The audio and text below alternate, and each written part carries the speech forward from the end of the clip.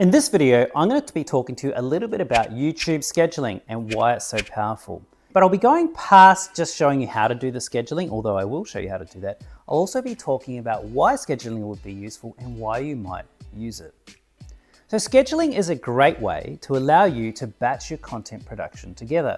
For instance, the series that you're watching right now was recorded over a couple of days in my living room, which is why you can see all of this random stuff around here. Anyway, not to talk about that. It was all recorded in one go. That allowed me then to batch together over a few hours everything that I needed and do it all at once, while spacing out the release of those videos to give me time to release it in a way that helps the YouTube algorithm, but also helps my audience connect with what I'm doing. The only way to really do that is to leverage scheduling, because nobody wants to be waking up and having to post it at exactly the right time every single time. That is honestly not a pathway that's scalable or maintainable for the vast majority of people.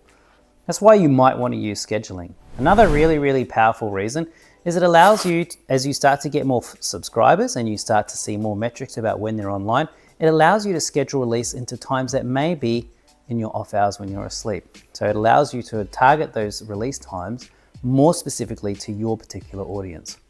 Admittedly, for a lot of people, that's not a large concern for YouTube, but if that is something that's important to you, scheduling is a great way to help you do that. Let's talk about some of the practical mechanics behind scheduling. Scheduling is actually the last thing you do. After you upload a video, you go through your metadata, which I've covered in a different episode.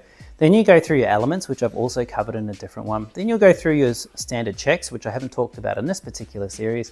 And then you come to your scheduling.